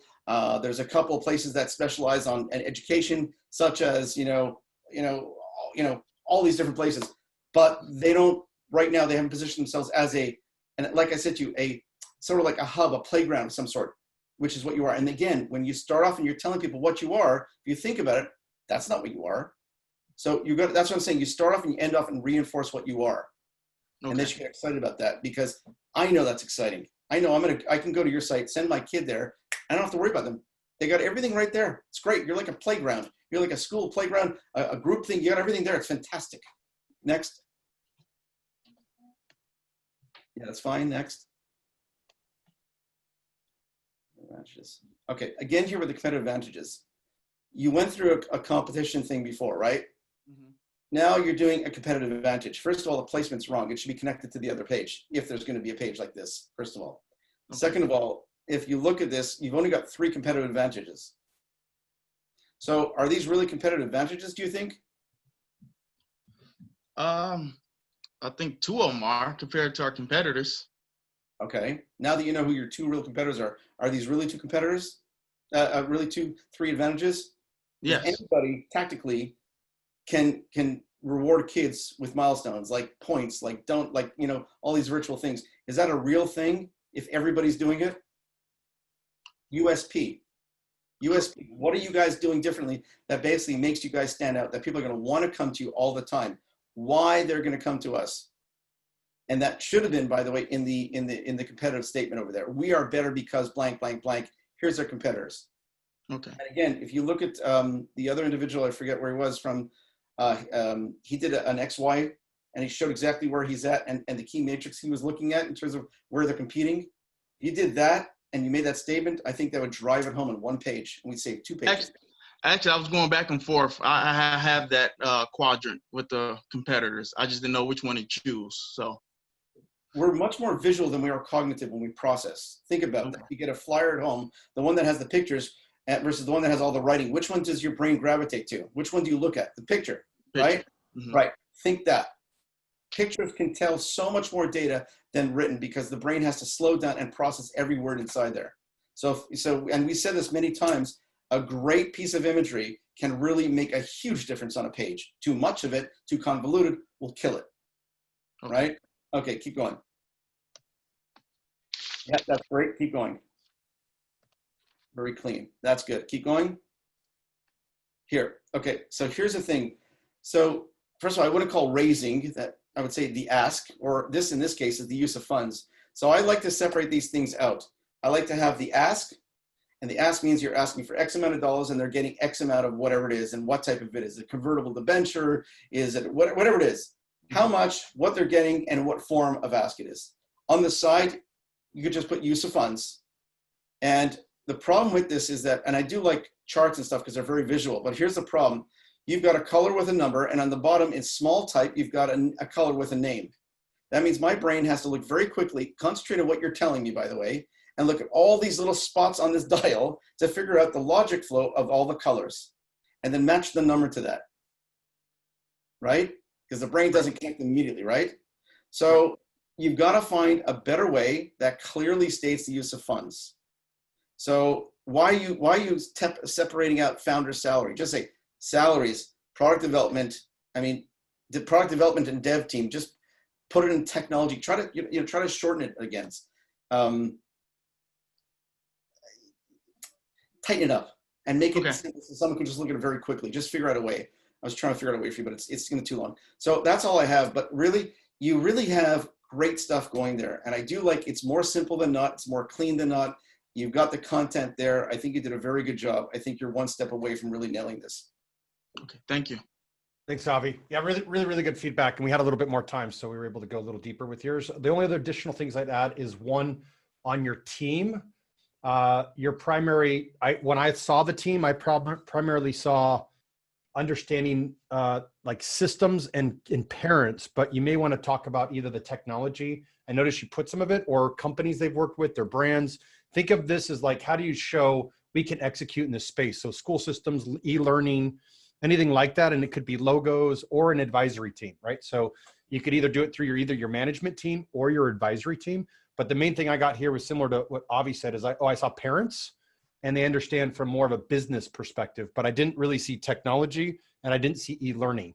So that's how you want to round out. I think you'd want to round that piece out. The additional piece that I would add is traction. That was one piece that I saw was missing, was what is your traction? And I think that might even help with this whole conversation of once you get in and start, that's at least kind of what I took from it is you got a great concept. I loved your opening story. You had me right at the beginning. Your language positioning, I thought was excellent on most of the pages, similar to what Avi said. You're putting me in visual perspectives. You're in your living room with your kids and you can work on that. That was not reading bullet points where most people make the mistakes on a pitch. You were giving me visual pictures to actually think about, oh, so I was less watching what you were saying. I was more going, oh, it's parents at home helping to teach their kids, because you did an excellent job with the language, where my intuitive read was that you hadn't gotten out there and tested as much with the families a little bit, was what it felt like to me. So I would figure out a little bit more of like traction with families. And I also think to some of Avi's feedback, that'll also help you narrow into your competitive advantages because of the use cases of going, I've now worked with 100 families applying this feedback, and here's what they've said. And you can do it creatively through stories of parents sharing how it's transformed their experience with kids, or you can even just show it through traction. We've worked with X number of families, and here's what's been so valuable. And it'll also make it hit home for you of like, here's why this is unique. Here's the main differentiator that we're solving. And so when you do your check boxes, then those three are maybe highlighted. And it makes it really easy to go, oh, here's what's different about this versus something else. Okay. Yeah. And great job. I thought you did a great job on it as well. And what I'll do is, I know we still got a lot of people on that have stuck on. Avi said he's also open to answering a couple of additional questions. So I'm going to stop the share with Jesse. And if people had questions just directly on the pitch or something around this that came up for you, if you have questions, I'm happy to do just a random question form. Either you can raise your hand or you could type your question in the box and we'll get to a couple questions. Yeah, Dave? Yes. Hi. I'm looking at these pictures and I've been trying to put my deck together for almost a year. And the product is so complicated and so sophisticated, and everything's an everything of an everything. And to try and summarize it's just driving me nuts. Any suggestions on how I can just succinctly say this is the problem when I'm actually solving 40 problems, and this is the solution when I'm solving 40 different solutions as well? I'll give you my initial quick, because I know this is what I think this happens with every entrepreneur. We get so into the details and we see so much of the vastness of what we can solve that we're in the weeds. I find having doing a quick example and having people repeat it back to you is at least how I learn. Like, what did I just say? Like, for example, go to your mom or your dad or your grandmother or your grandfather or your children or your friend's children and try to describe the business, and then ask them, what does this do? And if they don't understand it, try again and keep trying until in their words, they simplify it. And that's at least what I've done to actually kind of get what is LCD, or very simple common knowledge, because it usually has nothing to do with knowledge about your space and how the average person repeats it back so they get it. That's the language you use. So that's what I've used to just get feedback, is talking until somebody goes, oh, that's it. Because I'm usually using industry knowledge that's 3 stories down that nobody gets. And so actually having somebody that knows nothing about the industry, repeat it back so that it makes sense. That language is like, okay, this is what it is to the average person. So that's something I've used. Avi, other thoughts? Sure. You know, I find that, and everything Josh said, by the way, I totally agree with, but, you know, I'll give you a few thoughts here on this. First of all, one of the things that people do is that they have these different permutations, these different layers of, you know, and it could do this, and it could do that type of thing. And before you know it, they've created this monster concept, project, technology, whatever. And then they go like, oh my God, it could do everything. And I'm actually part of a tech startup that's it's an operating system that's distributed that replaces the blockchain and does a whole bunch of other stuff. And I remember when we got into this, you know, I was in a situation where I said to myself, I can't remember the last time or any time where I really couldn't figure out what the F we're doing here in terms of, we've got too many great things this thing could do. What is the one, you know? You have to come to that one, because you can't go to the market or in a pitch and say, hey, we're a blank, blank, blank, blank, blank, blank, blank, and you don't stop. And they're like, well, you're everything, right? What do you need me for, right? So one of the things we did is I decided, let me get back to the starting point. So I wasn't the creator of the technology. It was my brainiac partner, obviously, that did in this case. And I said to him, I said, Minion, tell me the story again. What is the story? What happened in your life that you went through? The first spark of thought, the first spark of an idea, which was not what we call the project today, it was called something else before. What was it that made you say, I wanted to do or create this? And he says, well, it's simple. It's like I told you before. So he basically told me the story of his grandfather who had Alzheimer's, and, you know, being a scientist, he wanted to help his grandfather. So he did some research in, you know, Alzheimer's, and he found out that there's a ton of, you know, researchers out there and universities and so forth, like Stanford, that are taking years and so forth, and they lack computational power, computational resources. And that struck a chord to him. It's a technologist, right? So he says, at that point, I said, I can fix that. I said, aha, okay, great. Now we're starting somewhere. So that is the cause, okay? That's the cause. That's the reason why he got into it. Okay, computational resources. He says, and then I said, what did you do next? He says, well, then I started to figure out, how can I gather all those wasted computational resources that we have in the world and harness that into one big super quantum computer? So I said, so essentially what you're saying is you've developed a technology platform that has this huge brain that can basically absorb all this energy, all this knowledge into one single source, and then redistribute that for other people to take use of. And he says, yeah, essentially. I said, so basically what you're telling me is you have built a supercomputer that's on a distributed platform. He says, yes, we're taking all the wasted computational resources, and how it became into blockchain is because I was, you know, researching all these blockchain places, and you know, you look at Bitcoin and there's, you know, 10,000 people plus, and they're wasting tons of electricity, and all you need are like 200 people. I mean, it's just wasting it. And he went on and on. I said, okay, so that's what it is. We're a supercomputer, first and foremost. So that's the pinprick, okay? So when we present it to somebody, we'd say, well, you know, this all started with, you know, our founder who had this problem, and he wanted to fix it. So we can tell them the story, just like in the deck, you know, where you have a little story of how did this start? And we say, you know, my partner had this situation. I'm giving you the short version now. Had this situation. He wanted to fix the problem, found it was computational resources, figured out a way to fix it by creating a distributed system that does blank, blank, blank. And so he created the world's first distributed supercomputer that basically harnesses all the power from all computers that are being sitting and wasting, including portable devices like phones and so forth. And then we stop, because that's the first point. And they say, wow, that's amazing. Can it do anything else? And I say, yes, absolutely. It's also the first operating system with plug and play features, as well as IoT ready and so forth for the internet. And they go, holy shit.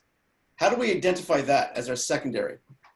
We looked at the technology and we said to ourselves, okay, now that we got the foundation of it, what's the next level of importance? Now we looked at the marketing side of it, not the creativity of why this started. We said, okay, so who are we going after? And this is how we figured out. We said, our customers are enterprise. Within enterprise, we're going after fintech. So if that was our, let's say, goal, and we're over here as a supercomputer that's distributed, right? We figured, okay, what's the next thing? So since this system sits on a layer of the internet, we said, well, obviously it's an operating system for the internet. We can't avoid that. That's part of the story. And it's also something really cool, because as soon as you get on the internet, boom, something connects right away. No Bluetooth bullshit. It's like, it's there. And every city is now trying to become smart cities with IoTN. This is right at it. Perfect. Okay. So we say what I said to you before. We add the internet thing, second layer. And then we go to the third layer, which is the base of the triangle. And then we say, we don't even talk about blockchain, by the way.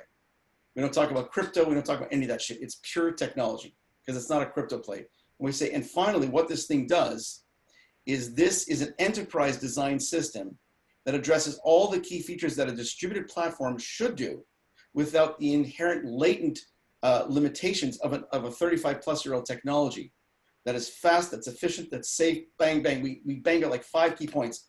Sold, it's done. And after they hit you with a zillion questions like that. So I use that pyramid effect and strategy, and that took me 8 months to figure out how to get to that point, by the way. Yeah. With a team of 10. And no one had an idea how to do that. Don't ask me how and why I got to it, but 8 months. So I can understand what you're saying. But that being said, if you want to avoid all that, hire somebody if you have the money. We don't have the money. That's why I'm here, to get it. Right on. Well, yeah, and you know, our advisors are pretty reasonable to do a session with or a couple sessions with, you know. So again, you can even work with Avi and do a one-on-one session with Avi. So thanks for your question, Dave. Super helpful. I'll look you up on the network, Avi. Yeah. Right. Great. Thanks. And super helpful. I love your process, Avi. I think it's amazing, that pyramid approach. And it just takes a lot of reflective feedback. I mean, that's what a lot of people are doing. And I'm sure it's the same way, like Avi and I will do it for others, but then in ourselves, we get lost in our own weeds. So it's tough as an entrepreneur when you're in your own business. It takes somebody standing back, thinking critically and asking a lot of questions to mirror back. That's the skill set of it. So, and I know with Avi, he sees so many businesses, you're constantly synthesizing data and reflecting back perspective, which allows you to see that window of how do I bridge the gap between complex understanding and the person who knows nothing and create a bridge, which is what you're trying to do, a communication bridge in a language that people understand from different backgrounds. So, which is super problematic. And that's interesting to say that, because for me, the way I was able to figure this out was I was flustered and I said, I got to ask him, why did he do this in the first place? And then as I was doing that, I realized, you know what? I'm getting myopic. I got to treat him like a client, which he was. And as soon as I start treating him like a client, where I'm coming up with the solutions, the entire mindset came from an outside view versus the inside view. And that's when I was able to take that data and convert it. And it's hard for a person to realize that they're inside the house looking out versus outside looking in. That's one of the main reasons why, you know, clients like mine will come to me, because they want somebody who's not even from the industry to help them see something they can't. But yeah, exactly. So great question. I'm sure it applies to a lot of people. Thanks, Dave. Okay, next we had Ronnie. Ronnie had a question about advisor contracts. Are you still on, Ronnie? Thanks, Leon. Yes, I'm still here, Josh. Okay, great. I have actually one of my advisor contracts posted on the Accelerator. I just took all my contact information off, but there's an actual template on there. The only thing that I'll share from, and again, there's so many ways to, it's more of an art than a science, but typically what they do is they typically do it, from my perspective, I've seen them in 12 to 24 month chunks, advisor agreements. And I've typically seen where advisors are different than team members or co-founders. Advisors are typically done, if it's 24 months, they get 1/24th every month. So they're typically vesting shares. That happens every month, is typically terms when you look at how does that work, versus a team might have a cliff and might have all these different things, different for investors or excuse me, advisors. Also, you want to keep a healthy relationship with an advisor. And sometimes having the month to month to month, if it changes at any point, you're able to just say, hey, it's just changed, and you can shift that. So that piece, and then there's just a range that you guys have to negotiate upon. And a lot of times the range could be payment, it could be investment. I've seen it to be a percentage that then converts to payment, and then also what you're agreeing upon. So the big picture is, what are the terms you're agreeing upon? And does it make sense to both parties? Is the biggest thing that I would show from my perspective on that. And you can look at the terms from the agreement I posted on the Accelerator to just use that template and then customize. I always recommend you do have an attorney look over it. But if you're just looking for a template, there's one I posted that's been looked over by an attorney that I've used. Anything else to add to that, Avi, from advisor? Yeah, actually, you know, I always say this, do your research online. There are many contracts that are out there, and it all depends on the relationship and your scenario and so forth, and stage of the numerous other factors. Sometimes you'll hit a contract that's just perfect. Sometimes you'll say, well, it's not exactly. Don't be afraid to go around, take a look. You might find 5, 6, 7 of them. Each one has a little snippet of information you like. Integrate it into one, give it to the lawyer and tell him, here's the points that I want. Make a little notation or comment on it that says, I like this because it does this. And then when he gets it, he'll basically give you comments on those points if they're valid, if they can be integrated and so forth. You'll have a nice contract. Great. So I already did that, but I always love to ask for you. I always look for your views too. So thanks for that. Great. Awesome.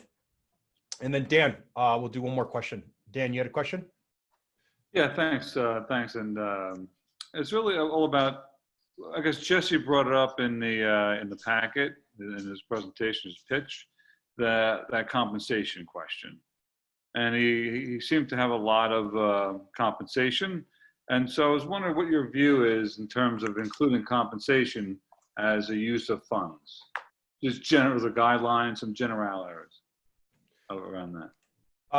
I'll give you my initial ones, and then I'd love to get Avi's as well, because again, you sometimes get multiple perspectives. Typically, I've seen it depends on the stage of the business. So I've typically seen like a rule of thumb,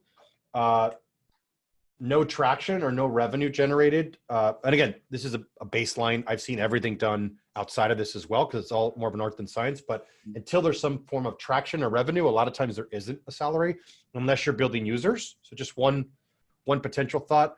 As you then move to the next place, like a 50K base, something like that, and then it can move up past as you start to scale. So it's almost like tiered approaches, but I don't think it's wrong to ask if you need to get the business to where you need to be. It's just put your investor hat on and make sure that it makes sense. A lot of times when people look at salaries, I've heard investors say, like, if you don't believe in this, how am I supposed to believe in you if you don't even believe in your own business? So it just make sure if somebody's going to invest in you, why are they going to invest in you? A lot of times the entrepreneur thinks, well, I need to do this full time. But if you haven't validated, if you haven't done something to validate the product, as an investor, there's much higher risk that somebody, a lot of young first-time entrepreneurs or even experienced entrepreneurs get paid and the business doesn't make it.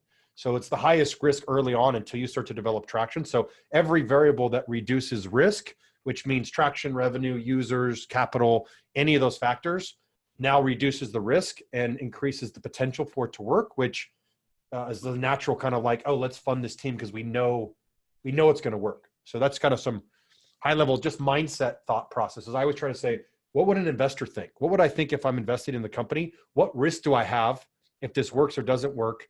And what factors are determining higher or lower risk? And has the entrepreneur taken risk on their own? What money have they invested?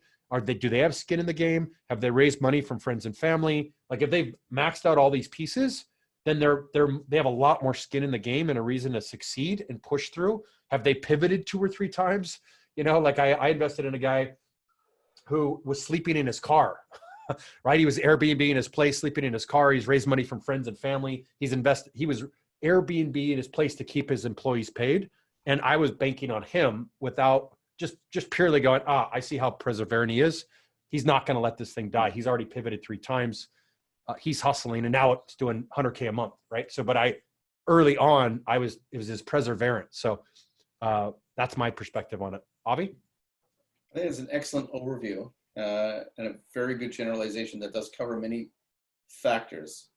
To get into some more granular points, just to add to that, so I'm not duplicating, I'll give you some snippets that you can just apply as you see fit.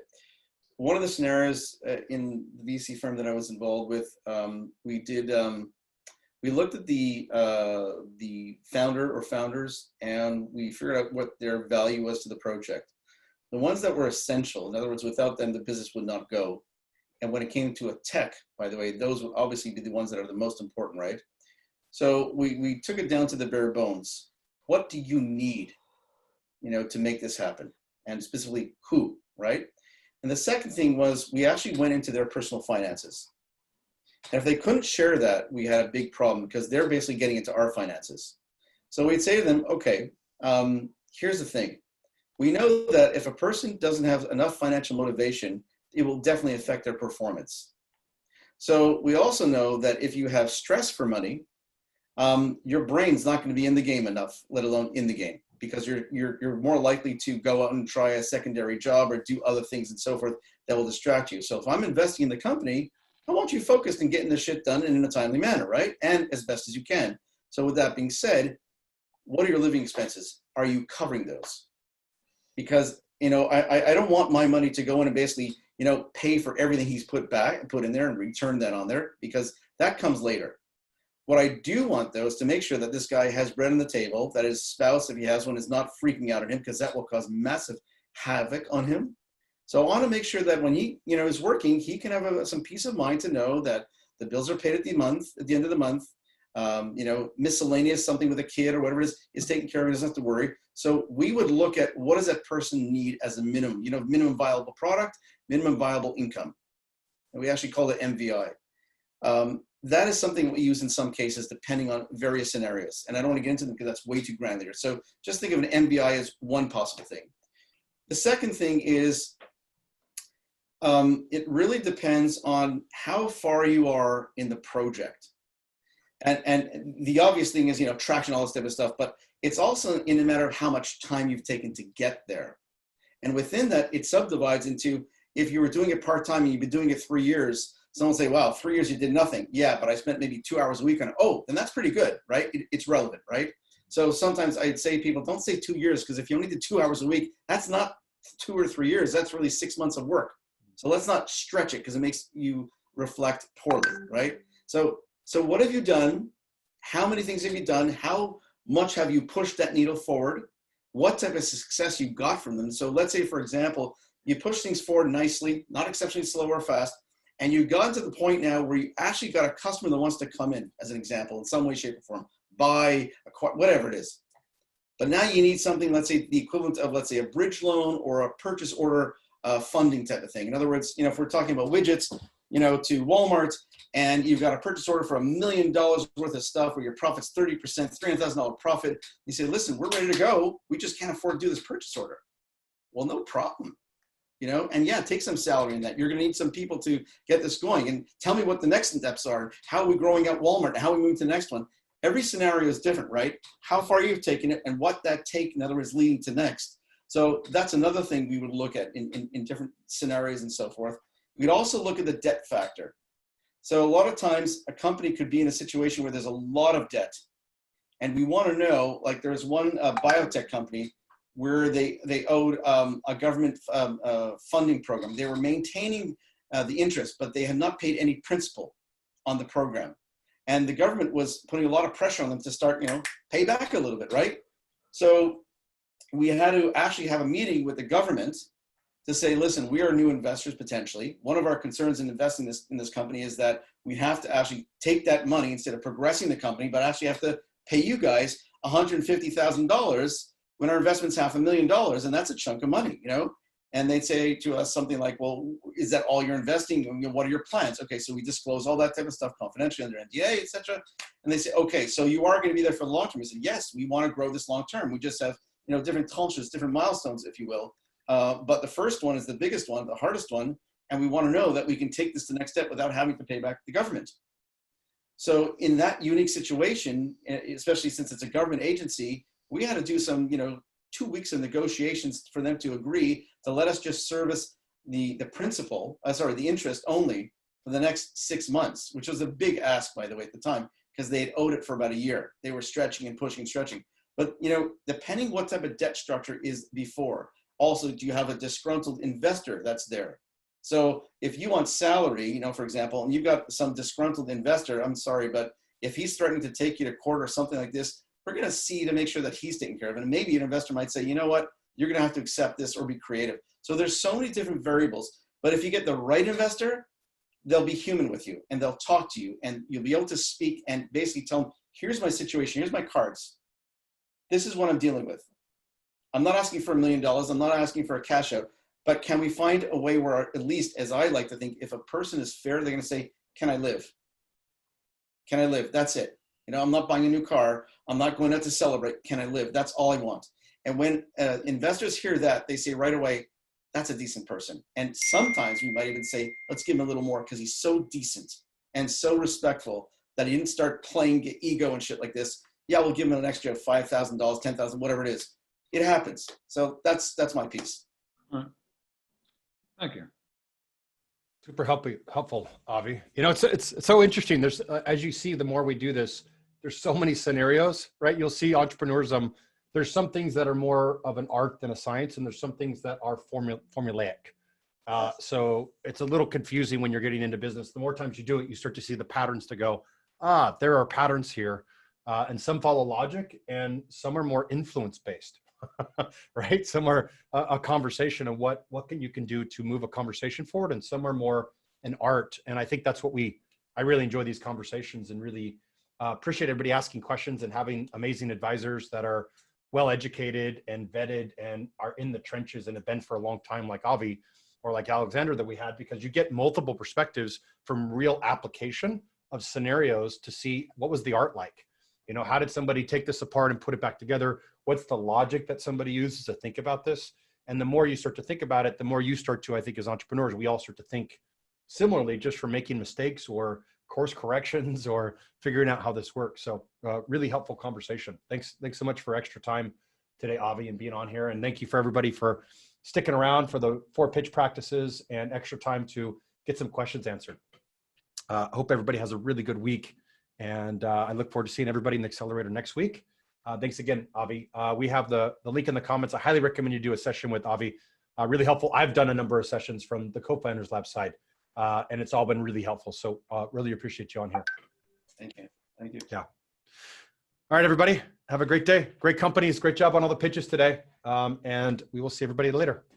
Thank you, everybody. Take care.